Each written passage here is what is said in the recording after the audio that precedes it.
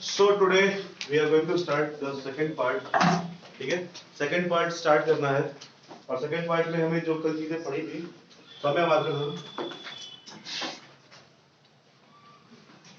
ठीक है।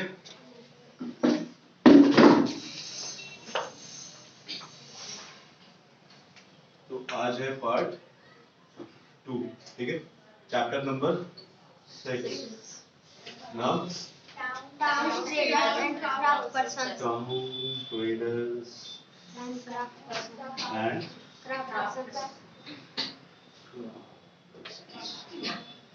ठीक है। इन चीजों के बारे में हमने कल पढ़ा था। उसमें सबसे पहली चीज ये आई थी कि टाउन होता क्या है, ठीक है, कितने टाइप के टाउन्स होते हैं, उन टाउन्स की क्या क्वालिटीज होती हैं, ये सब हमने पढ़ा था। Temple town, administrative centre, commercial town, इन सब चीजों के बारे में हमने पढ़ा था ना। पोर्ट टाउन, ठीक है। इसके बाद हमने पढ़ा था कि टेम्पल टाउन और पिलग्रिमेज सेंटर क्या होता है, ठीक है। उसके बाद हमने ये पढ़ा कि एडमिनिस्ट्रेटिव सेंटर्स क्या होते हैं, ठीक है। तो एडमिनिस्ट्रेटिव सेंटर के बारे में पढ़ा था, एडमिनिस्ट्रेटिव सेंटर्स। इसके बाद आता है हमारा temple towns and pilgrimage centre,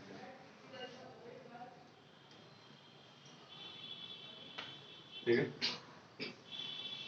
फिर हमने ये पढ़ा था कि टेम्पल जो है वो हमारा टेम्पल टाउन में कन्वर्ट कैसे होगा, ठीक है।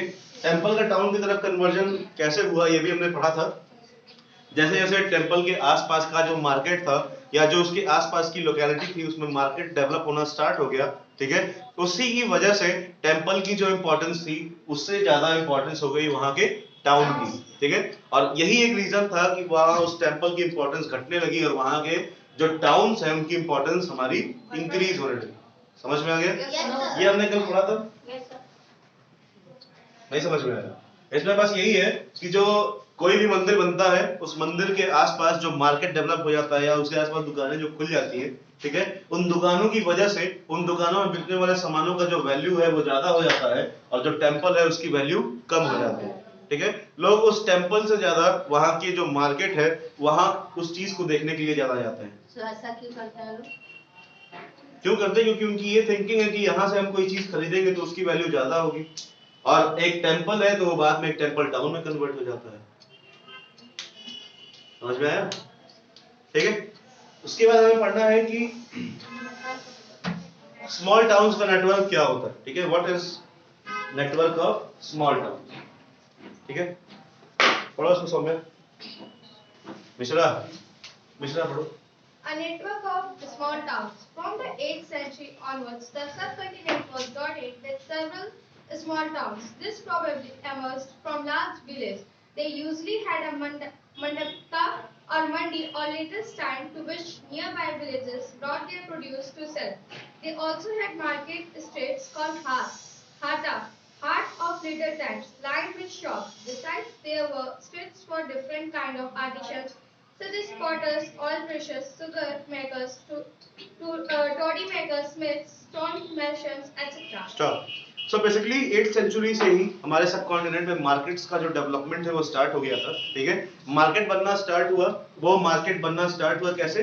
जितने भी हमारे मार्केट नहीं टाउन बनना स्टार्ट हुआ, ठीक है। और जो टाउन्स बने वो सारे जो बड़े बड़े गांव थे या बड़े बड़े विलेजेस थे उन विलेजेस से इमर्ज होकर के या फिर उन विलेजेस से अलग होकर के वो टाउन बनने स्टार्ट हो गए, ठीक है। और उन टाउन का जो मार्केट होता था उसको हम मंडी कहते थे, ठीक है, जिसको आज भी हम मंडी ही कहते हैं, जहां से लोग वो सामान खरीद के फिर अपने गांवों में या फिर अपने टाउन्स में ले जाके बेचते थे।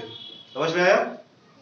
नहीं आया? देखो जो बड़े बड़े जितने भी विलेज हुआ करते थे ना, ठीक है, मान लो एक विलेज एरिया है, ठीक है, इस विलेज एरिया से मंडी जिसकी नजदीक पड़ती थी, ठीक है, मान लो ये मंडी है हमारा जहाँ पे सारी चीजें मिलती हैं, ठीक है, और इस विलेज का ये वाला जो इलाका है ये इससे नजदीक पड़ रहा है, यहाँ के लोग यहाँ आसानी से पहुंच जा रहे हैं, ठीक है। तो क्या करते थे कि ये लोग यहाँ पे अपनी शॉप्स को ओपन करते थे, ठीक है, और यहाँ की चीजों को खरीद करके फिर अपने विलेज में और इन टाउन्स में ले आकर के बेचते थे, ठीक। तो एक बड़े विलेज से इस एरिया का इंपॉर्टेंस ज्यादा हो गया। क्यों? क्योंकि यहां से वो लोग सामान खरीदे, यहां आए और यहां पे वो हर सारी चीजें मिल जाती है, ठीक है। पहले के टाइम पे हमारे एरिया में कहीं दुकान दिखती थी? बाद में क्या हुआ, धीरे धीरे करते करते दुकानें खुलनी स्टार्ट हुई, हर चीज करते करते फिर हर एक चीज आप हमारे लोकेलिटी में मिल जाती है। ठीक है, लोग जाते हैं एक जगह से सामान को उठाते हैं, फिर अपने लोकेलिटी में जाके बेचते हैं। ठीक, तो यहां से उठाया यहां बेचा, तो इसकी इंपॉर्टेंस ज्यादा हो गई। अब हम क्या कहते हैं कि सेक्टर मार्केट है हमारा, सेक्टर मार्केट में जाकर कोई भी सामान आसानी से खरीद सकते हैं। ठीक है, रुस्तमपुर मार्केट है हमारा। ठीक है, तो वहां से हम सामान कैसे खरीद लेते हैं, क्योंकि ये सारे टाउन्स बन चुके हैं और पहले ये सारा इमर्ज होकर के एक गांव था। ठीक है, और गांव से जब यहाँ पे सामान बिकने लगा, यहाँ की लोकेलिटी थोड़ी सी इंप्रूव होने लगी, तो ये टाउन बन गया। समझ में आया? Yes, sir. कोई परेशानी? No, sir. चलो, so they also had a market street called हाट। ठीक है, हाट का मतलब ये है कि हर एक लोकेलिटी में या हर इन टाउन्स में एक जगह होती थी जहां पे सामान लोग बेचते थे या बाजार लगता था। ठीक है, पहले हमें पता है कि इस पूरे एरिया में एक ही जगह बाजार लगता था, वह है भगत चौराहे का बाजार। ठीक, तो भगत चौराहे के बाजार में हर चीज मिलती थी, तो वहां पे आकर के लोग लेते थे। ठीक है, तो ऐसे ही मार्केट्स इन टाउन्स में भी डेवलप होते थे और हर जगह ये मार्केट लगते थे, और इन्हीं को हम लोग हिंदी में कहते थे हाट। समझ में आया? कोई परेशानी है? No, sir. They also had a market streets called haat, lined with shops, line से उसमें दुकानें लगी होती थी। Besides there were streets for different kind of artisans, मतलब उन चीजों, जो ये हमारा हाट होता था, इन हाट में एक किनारे जगह लगी होती थी जहां पे हमारे आर्टिसंस यानी कि potter, stone smith, blacksmith, goldsmith, इन सब चीजों के लिए अलग अलग तरीकों की दुकानें बनी होती थी। समझ में आया? तो इसमें जो हमारे बेसिक चीजें हैं वो है पॉटर है, ऑयल प्रेशर्स है, जहां पे तेल निकाला जाता है, कोल्हू जिसको कहते हैं, जहां पे मस्टर्ड से ऑयल निकालते हैं। ठीक, okay, so potters, oil pressers, sugar makers, जहां पे शुगर बनता था, जिसको हम चीनी मिल कहते हैं। ठीक है, चीनी मिल, टॉडी मेकर्स यानी कि खिलौने बनाने वाले। फिर स्मिथ्स, स्मिथ्स का मतलब कुछ भी हो सकता है, black Smith, lock Smith, gold Smith, कुछ भी हो सकता है। ठीक है, अब ये समझाने की जरूरत है कि ब्लैक स्मिथ क्या होता है। क्या होता है ब्लैक स्मिथ? लोहार। और ये हमारे गोल्ड स्मिथ सुनार, लॉक स्मिथ ताले चाबी बनाने वाले। ठीक, लॉक स्मिथ।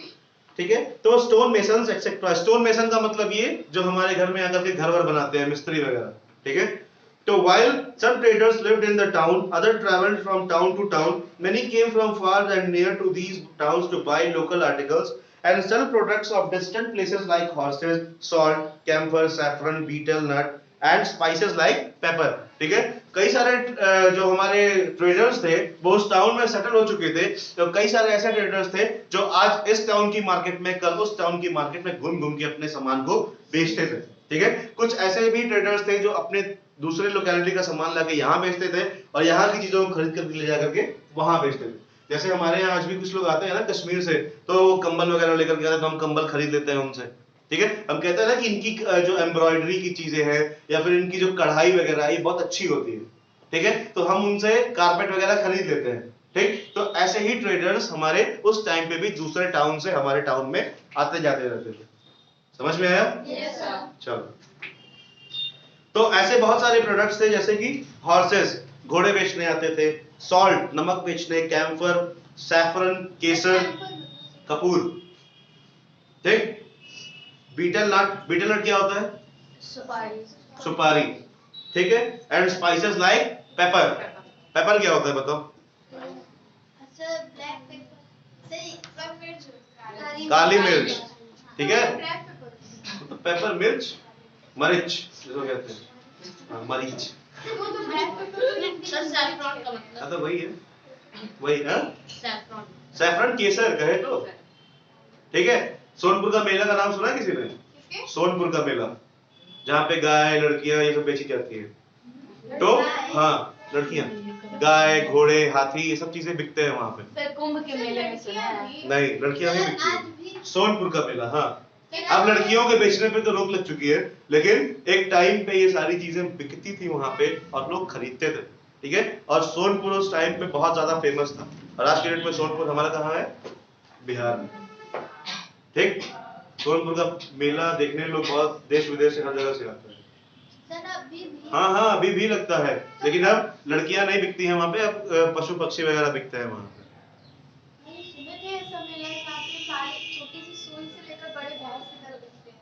हाँ वही है, ठीक है।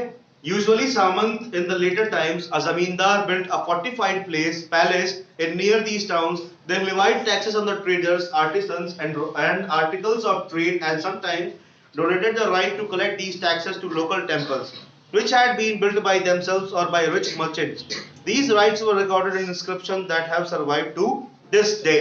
ठीक है, जो उस लोकेलिटी के या उस टाउन के राजा या सामंत हुआ करते थे, वो इन्हीं मार्केट्स या इन टाउन्स के आसपास एक महल बनवाते थे, ठीक है, और उन्हीं महलों में वो रहा करते थे। क्यों? क्योंकि लोगों का जो विजिटिंग है वो उन टाउन्स के साइड में ज्यादा होता था, ठीक है, लोग वहां ज्यादा आते थे, इसलिए वो सामंत अपने महल वहीं बनवाते थे, वहीं रहते थे, और जितने भी ट्रेडर्स वहां आते थे उन सबके ऊपर टैक्स लगाया जाता था, ठीक है। या तो वो टैक्स खुद वसूलते थे या उनके साथ काम करने वाले वसूलते थे, नहीं तो जितने भी मंदिर वगैरह होते थे वो इन टैक्सेस को वसूलते थे, ठीक है। क्यों वसूलते थे? क्योंकि ये जो मंदिर है वो भी तो राजा ने ही बनवाया है, और उस राजा के बनवाने की वजह से ही उस मंदिर को भी वो टैक्स कलेक्ट करने का अधिकार होता था। समझ में आया? कोई परेशानी है? क्या? नहीं समझ गया। देखो बेसिकली क्या है कि जो मार्केट होता था हमारा या टाउन जो होता था, वहां पे लोगों का जो विजिटिंग है या लोगों की अपीयरेंस बहुत ज्यादा होती थी, ठीक है, वहां बहुत ज्यादा लोग आते जाते रहते थे, इसीलिए वहां के राजा अपना एक महल उस टाउन के आसपास बनवाते थे, ठीक है, और वो बनवाने के बाद वो पूरी फैमिली के साथ वहां शिफ्ट हो जाते थे, और शिफ्टिंग के बाद जितने भी ट्रेडर्स या जितनी भी शॉप्स उस एरिया में थी उन सारे ट्रेडर्स पे टैक्स लगाया जाता था, ठीक है। अगर वो वहां महल नहीं बनवाते तो ये लोग इंडिपेंडेंटली कुछ भी बेच सकते थे, कुछ भी खरीद सकते थे बिना टैक्स दिए। बाद में जब इन्होंने बनवा लिया तो इनके सब कुछ कम्युनिकेशन में आ गया। कम्युनिकेशन के बाद क्या हुआ कि लोगों ने टैक्स लगाना शुरू कर दिया। टैक्सेस के बाद क्या हुआ कि जितने भी लोग आने जाने वाले थे या ट्रेडर्स का जो आना जाना था वो और ज्यादा बढ़ गया, और ट्रेडर्स से डायरेक्ट कम्युनिकेशन राजा खुद कर सकते थे। समझ में आया? Yes sir. चलो, और इन सारी चीजों के बारे में इंस्क्रिप्शंस में डिफरेंट डिफरेंट टेंपल्स में डिफरेंट डिफरेंट बिल्डिंग्स में लिखा हुआ है, जो आज तक हमें कई जगह एग्जांपल के तौर पे दिख जाता है। समझ में आया? Okay, taxes on market. The following is a summary from the 10th century inscription from Rajasthan which lists the dues that were collected to be temple authorities. These were the taxes in kind of sugar and jaggery, dyes, thread and cotton, on coconut salt, archaea nuts, butter, sesame oil, on cloth. ठीक है, beside there were taxes on traders, on those who sold metal goods, on distillers, on oil, on cattle fodder and on loads of grain. ठीक है, ये जितनी भी चीजें लिखी हुई है इन सब के ऊपर अलग अलग तरीके के टैक्सेस लगाए गए थे, ठीक है, जो कि राजा उस टाइम पे इनसे वसूलते थे ताकि ये अपने सामान को हमारे टाउन में या हमारे जगह पे बेच सके। ठीक, समझ में आया? हाँ जी। शीशम क्या होता है? शीशम का जो पेड़ होता है जिससे वुड हम लोग जनरली जितना फर्नीचर है उसे बनाते हैं, ठीक है, और उसी के नट से हम तेल भी निकालते हैं, तो शीशम ऑयल भी बिकता है, ठीक है, जिसको हेयर ग्रोथ के लिए बहुत अच्छा माना जाता है। हमारे घर में कई बार आता है ना सेसा ऑयल जो लगाते हैं कि बाल लंबे हो जाए, ठीक है, तो बेसिकली उसी के नट से या उसके जो फ्रूट होता है उसके पेड़ का, उससे वो निकाला जाता है। सर ये कौन सा नट है जो बटन कहाँ? आर्किया नट। यस। आर्किया नट सुपारी की ही कैटेगरी होती है, ठीक है, और उसको भी लोग बेचते थे और वो बहुत उस टाइम पे महंगा मिलता था, ठीक है। Some of these taxes were collected in the kind while others were collected in cash, ठीक है, बहुत सारे तरीकों से लोग टैक्स को वसूलते थे, ठीक है, कई बार कैश में, कई बार कुछ अलग अलग चीजों के माध्यम से। मान लो कोई ग्रेन बेचने वाला है, ठीक है, कोई अगर व्हीट बेच रहा है, ठीक है, गेहूं बेच रहा है, तो उसका टैक्स जो है, मान लो कि 4 बोरी गेहूं उसको अपने क्या कहते हैं प्रोडक्शन में से देना है राजा को एज अ टैक्स, ठीक है, तो वो कैश नहीं देगा, वो क्या करेगा कि अपने प्रोडक्शन में से 4 बोरी गेहूं ले जाके राजा को दे देगा। सर डेली देना होता है? नहीं, वो एक टाइम पीरियड के लिए बंधा हुआ था कि एक हफ्ते में आप ट्रेड करेंगे तो एक हफ्ते के लिए आपको इतना टैक्स देना पड़ेगा, ठीक है, समझ में आया? सो ट्रेडर्स बिग एंड स्मॉल, पढ़ो। There were many kinds of traders. These included the Banjaras. Banjaras are basically those type of traders which move from one town to different town in a specific period of time, ठीक है। इनका मतलब यही होता है कि बंजारा जो हमारी कैटेगरी होती है वो डिफरेंट डिफरेंट टाउन्स में डिफरेंट डिफरेंट चीजों को बेचते हुए हर जगह दिखाई दे देते हैं, ठीक है। कई बार क्या होता है कि कई बार स्पेशल एक्टिविटीज करते हुए भी हमारे लोकेलिटी में बंजारे दिख जाते हैं, ठीक है। वो बंजारे बेसिकली क्या करते हैं कि जो स्पेशल रस्सियों पे चलना या फिर कहीं से कूद के छलांग लगाना, इन सब चीजों में वो उनकी जो महारत होती है वो करते हैं। समझ में आया? कई बार देखा होगा तुमने ना कि बीच में रस्सी बांध करके फिर उस पे एक लड़की छोटी सी बच्ची है वो चल रही है, फिर उसके बाद उसने एक व्हील लगा दिया उस पे वो चल रही है, वो एग्जैक्टली बंजारे ही होते हैं, ठीक है। समझ में आया? कई बार क्या होता है कुछ लोकेलिटी में लोग देखते हैं कि बास्केट बनाने वाले या फिर क्या कहते हैं लकड़ी की चीजें बनाने वाले, सीढ़ियां बनाने वाले दिख जाते हैं, ये सारे क्या है? बंजारे, ठीक। उनका कारोबार जहां तक चला, जितने दिन चला वहां रहे, फिर वो दूसरे चीज की तलाश में दूसरी जगह पे निकल जाते हैं। समझ में आया? चलिए पढ़िए।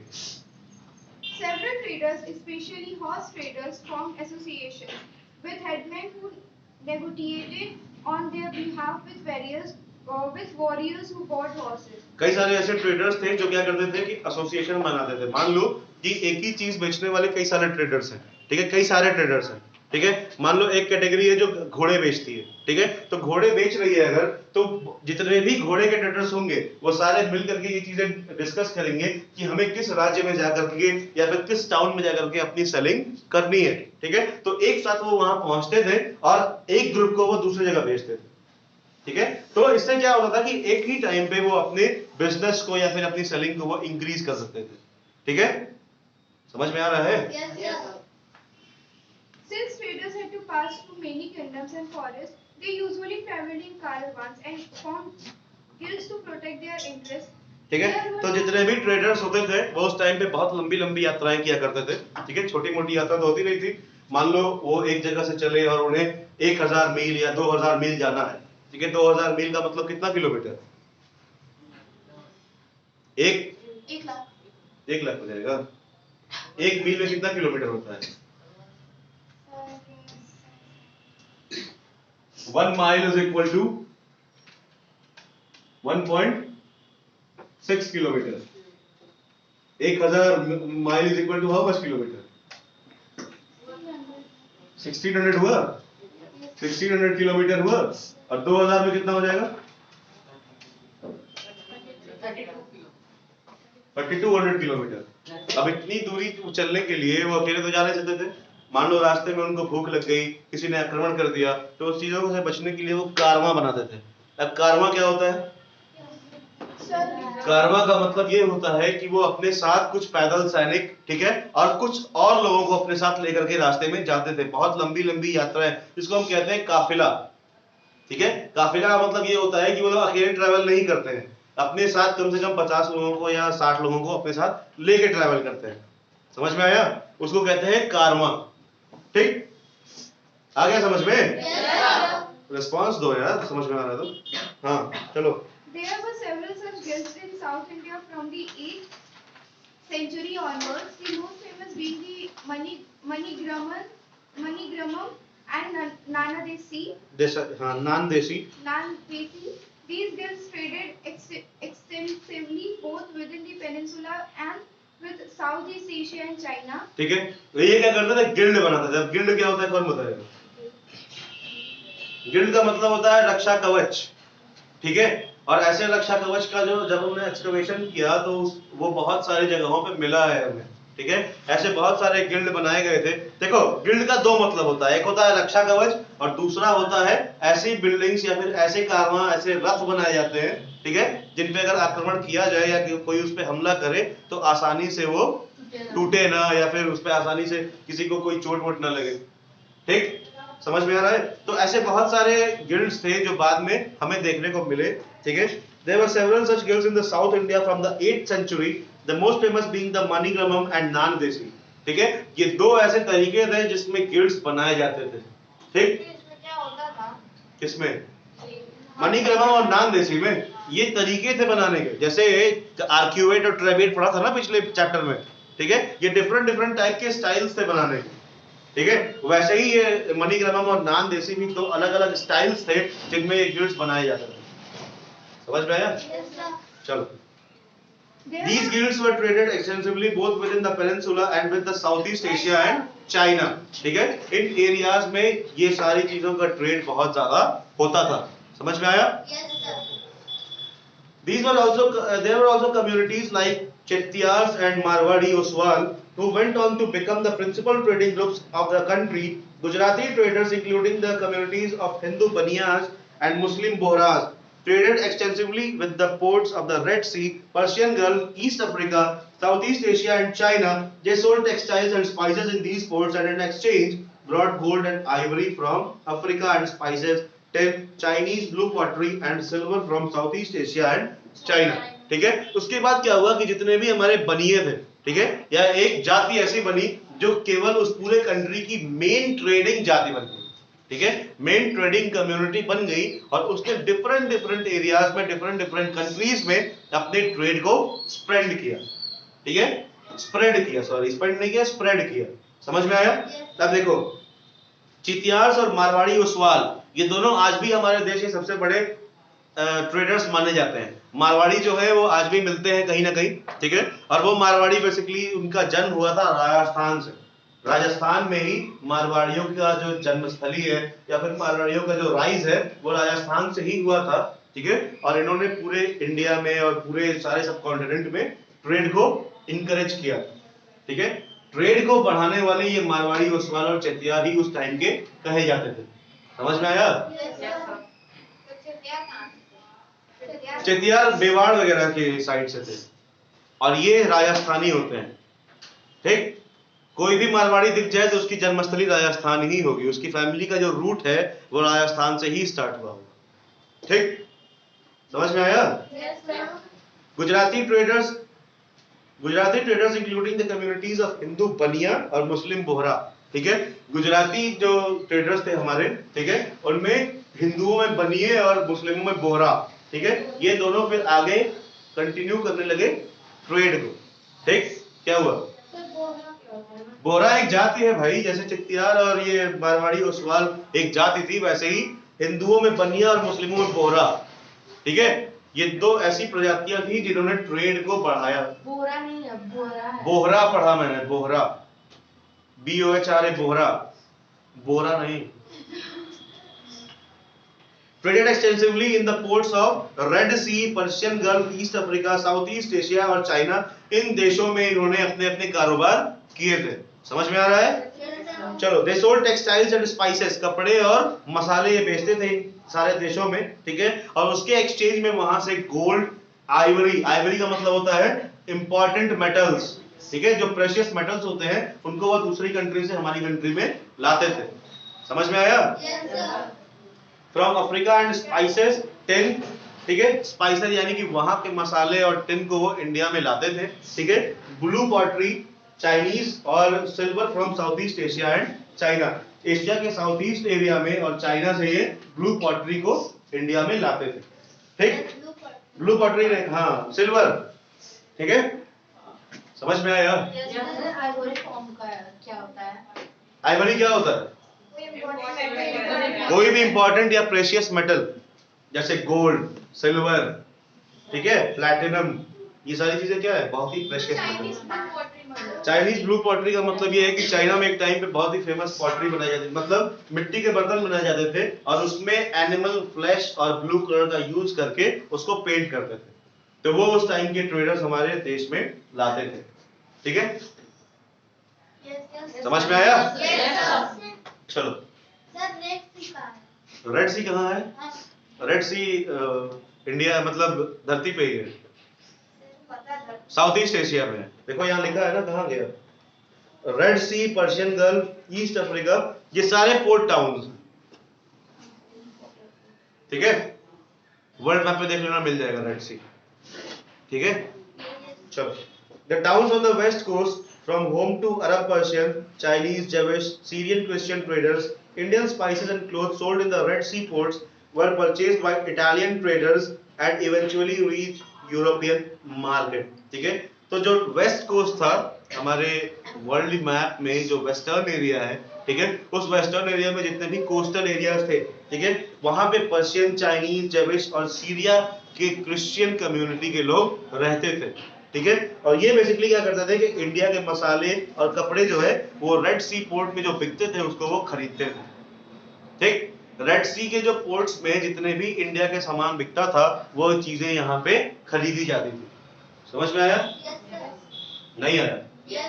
देखो जो हमारा रेड सी पोर्ट है, रेड सी पोर्ट का मतलब ये है कि जो रेड सी के किनारे हैं, जितने भी रेड सी से लगे हुए एरियाज हैं, ठीक है, ये एरियाज बेसिकली क्या होते थे, वहां पे इंडिया के जो ट्रेडर्स थे वो जा करके वहां पे इंडिया का सामान बेचते थे, ठीक है, और वहां पे रहने वाले लोग इंडिया का सामान बहुत ही अच्छे से खरीदते थे और उनके रिटर्न में अच्छी अच्छी चीजें दिया करते थे। समझ में आया?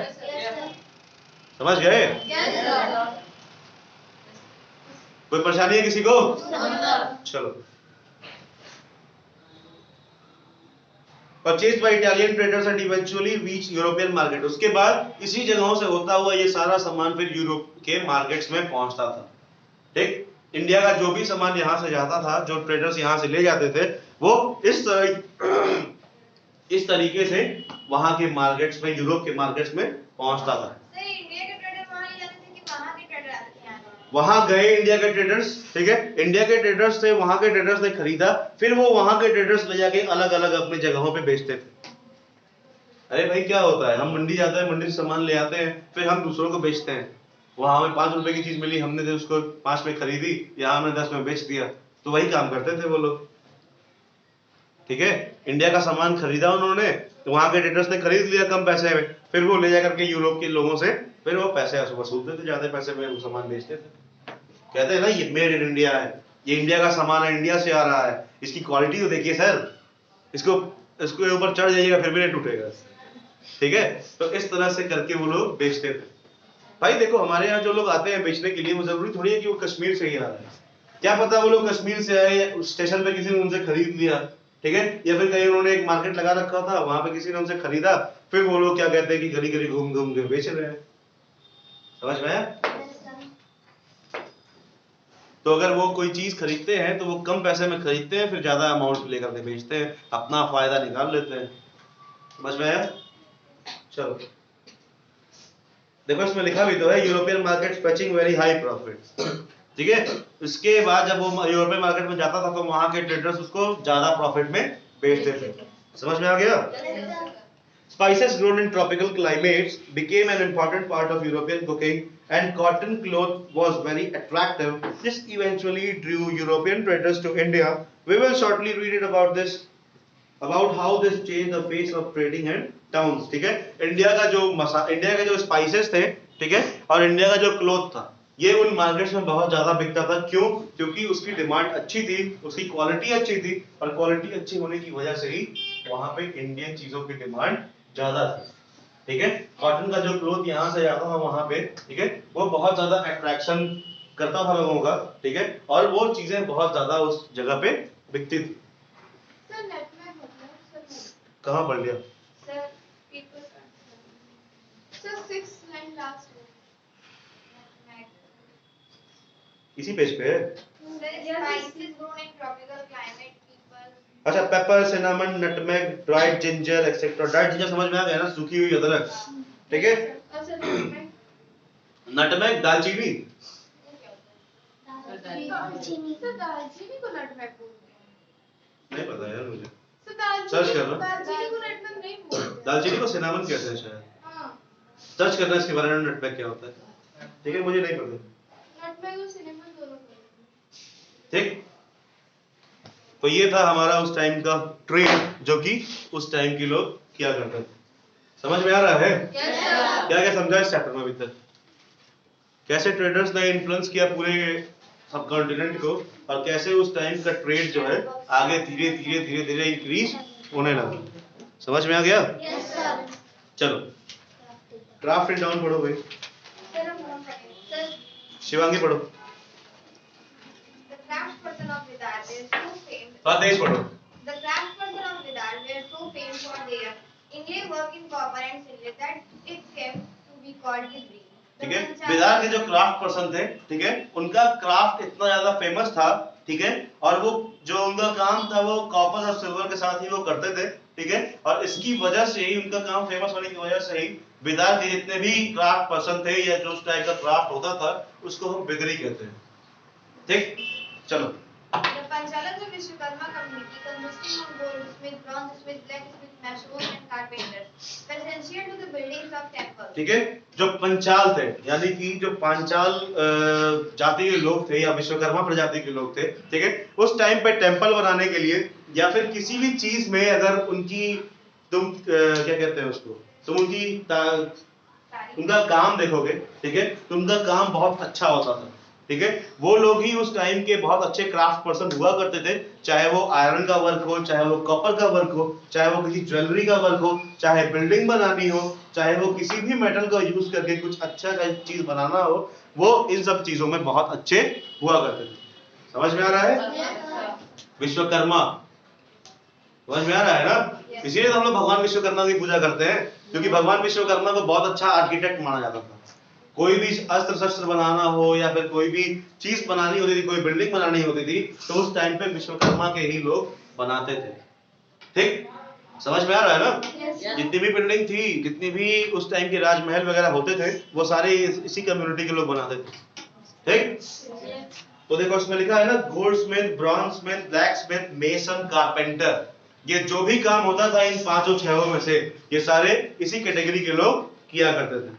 ठीक, चलो। They also played an important role in the construction of palaces, big buildings, tanks and reservoirs. जो भी काम होता था, चाहे वो महल बनाना हो, चाहे टैंक बनाना हो, रिजर्वायर बनाना हो, टेंपल बनाना हो, ये सारे काम हमारे ये लोग किया करते थे। ठीक, चलो। Similarly, weavers such as the Saliyar or Kaikolars emerged as prosperous communities. ठीक है, ऐसा ही है। अगर हम कारपेंटर वगैरह की बात कर रहे हैं या किसी भी चीज को बनाने की बात करते हैं, तो जैसे विश्वकर्मा फेमस थे, वैसे ही वीवर्स कम्युनिटी में हमारे सलियार्स फेमस थे। चलिए, ठीक है, सलियार या Kaikolar emerge as the prosperous community, मतलब ये कि अपने किसी एक काम में उन्होंने महारत हासिल कर रखी थी, वो किसी एक काम को परफेक्ट करते थे। ठीक है, जैसे ये कलियार और सलियार और काइकोलर्स थे, ये वीविंग में फेमस थे। ठीक है, विश्वकर्मा और पांचाल जो है बिल्डिंग वगैरह बनाने में फेमस थे। ठीक है, इसीलिए इनको एक कम्युनिटी में डिवाइड कर दिया गया। ठीक है, कि विश्वकर्मा कम्युनिटी कोई चीज बनाएगी, ठीक है, अगर कोई कपड़े बनाने हैं या फिर कपड़ों की वीविंग करानी है, तो ये सलियार और काइकोलर कराएंगे। समझ में आया? इनका काम सबसे अच्छा है, हमको इन्हीं से चाहिए। कहते हैं ना भाई कि हम बॉम्बे टेलर वाले का कपड़ा लेकर के आते हैं तो मेरी एकदम फिटिंग से कपड़ा सिलता है। इसका मतलब क्या है कि उसका काम बिल्कुल परफेक्ट है। ठीक, हमने गेट बनाने को दिया था इस इंजीनियरिंग वाले को, इसने ठीक से बनाया नहीं। पिछली बार जिसको हमने दिया था वो अच्छा बना के गया था। तो ये क्या है कि हमें पता है ना कि ये काम परफेक्ट करता है। ठीक, पढ़ो आगे। Making donation to temples. Some aspect of cloth making like cotton cleaning, mining and dyeing become specialized and independent crafts. ठीक है, इसके बाद जो ये वीवर्स थे, ठीक है, इन्हीं वीवर्स ने डाइंग, स्पिनिंग, क्लीनिंग, ये सारे काम स्टार्ट कर दिए, जिसको आजकल के डेट में हम कहते हैं धोबी। कहते हैं ना, जो धोबी कम्युनिटी बनी है ये वीवर से ही बनी है। वीवर को, धोबी को इंग्लिश में वीवर ही तो कहते हैं कहते हैं ना। तो वीवर बेसिकली क्या हुआ कि उसने, अरे सुनोगी पहले, तो उस टाइम के लोग जब ये लोग कपड़े बनाते थे, कपड़ों में रंग मिलाते थे, अलग अलग डिफरेंट रंगों के कपड़े बनाते थे। ठीक है, ऐसा करने के बाद इन्होंने डाई करना, स्पिन करना। स्पिन करने का मतलब ये होता है कि अगर कोई भी कपड़ा खराब हो गया वीव किया हुआ, फिर उसके फैब्रिक्स को अलग अलग निकाल करके फिर एक नए फॉर्म में वो चीजों को तैयार करना इज नोन एज स्पिनिंग। ठीक है, इन सारी चीजों को करने वाले एक ही कम्युनिटी थी, वो थी हमारी वीवर कम्युनिटी।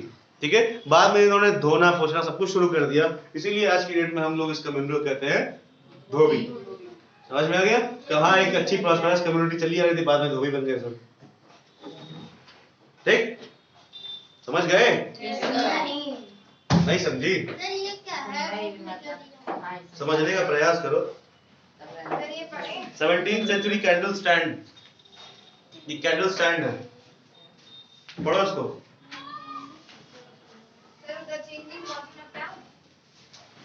पढ़ो, लोग हम पढ़ रहे हैं इसको। Some towns like Ahmedabad, Gujarat went on to become major commercial cities, but like Thanjavur shrank in size and importance over the centuries.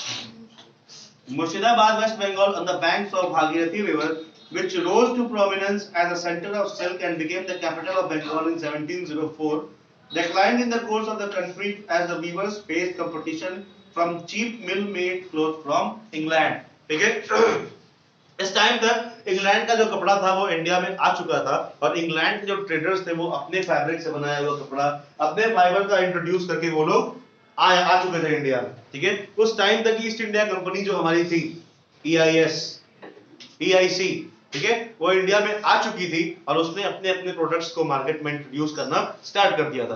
पहले क्या था कि पहले के जमाने में इंडिया के लोग इंडिया का सामान यूज करते थे, ठीक है, तो इंडिया के जो सामान यूज करते थे तो जो पैसा इंडिया के लोग कमाते थे वो इंडिया में ही रह जाता था, ठीक है, क्योंकि हमने लोकल चीजें यूज की, ठीक है। मान लो ये कुर्सी अगर इंडिया में बनी होती तो हमने इसको इंडिया से खरीदा तो अपना पैसा हमने इंडिया में ही जो है इन्वेस्ट किया, ठीक है। बट जब बाद में ये वीवर्स ने अपने फाइबर से कपड़े बना के बेचना शुरू किया था, ठीक है, तो मार्केट में उस टाइम पे EIC के कपड़े आ चुके थे ईस्ट इंडिया कंपनी के, ठीक। और जब इनका फैब्रिक इंडिया में लॉन्च हुआ तो उसने कम पैसे में अच्छा देना शुरू कर दिया और इंडिया के लोगों को ये लगा अरे इंग्लैंड का कपड़ा है, अब इसको पहन के घूमेंगे तो लोग कहेंगे वाह आई एम स्मार्ट, ठीक है। तो उन्होंने लोकल चीजों को यूज करना धीरे धीरे करके बंद कर दिया, ठीक है। तो ये जो वीवर कम्युनिटी थी वो धीरे धीरे श्रैंक होने लगी। श्रैंक का मतलब ये है कि उनकी इंपॉर्टेंस कम होने लगी। भाई जब इनका सामान बिकता ही नहीं था तो फिर ये बनाएंगे क्यों, और बनाते नहीं थे तो फिर इनकी रोजी रोटी नहीं चल पाती थी, इनको अपना काम बंद करना पड़ता था, ठीक है। आज ही देख लो जितने भी पुराने जमाने के हैंडमेड जो कपड़े आते थे या फिर हैंडमेड कंपनीज थी कपड़े बनाने वाली, वो धीरे धीरे बंद हो चुकी है। क्यों? क्योंकि हमारे पास बड़ी बड़ी कंपनियां हैं, लेवाइस, कैल्विन क्लेन, जॉकी, इन सब की चीजें हम यूज करते हैं। कौन जानता है कि पीटर इंग्लैंड इंडियन कंपनी है? कोई जानता है? नहीं जानता है। पीटर इंग्लैंड का कपड़ा किसी कोई ज्यादा तो पहले ये कहता है कि हमें लेवाइस की शर्ट चाहिए, लिवाइस की जींस चाहिए, कोई ये थोड़ी कहेगा कि हमें पीटर इंग्लैंड का कपड़ा चाहिए। हम जानते ही नहीं है भाई कि ये एक इंडियन कंपनी है। फोन खरीदने जाएंगे तो हमें एप्पल चाहिए, आईफोन। हमें ये नहीं चाहिए कि हमें इंटेक्स, लावा और इन सब चीजों को यूज करके माइक्रोमैक्स यूज करें जो हमारा खुद का है, ठीक है। तो इसी वजह से हमारे देश में जो प्रोडक्शन है उस पर बहुत ज्यादा असर पड़ा और प्रोडक्शन की ही वजह से हमारे देश में इन सब चीजों की डिमांड धीरे धीरे कम होने लगी और विदेशी सामान की डिमांड ज्यादा होने लगी। और इसी वजह से इंडिया के जो ट्रेडर्स थे उन्होंने धीरे धीरे अपने काम को बंद करना स्टार्ट कर दिया। समझ में आया? ओके, अ क्लोजर लुक हम्पी मसूरी हो गया। चलो, तो ये बेसिकली था हमारा चैप्टर, ठीक है। इसके आगे का जो क्लोजर लुक है इसको पढ़ के आइएगा। Homework is read chapter, read a closure look, ठीक है। रीड अ क्लोजर लुक, इसको पढ़ के आइएगा, ठीक है।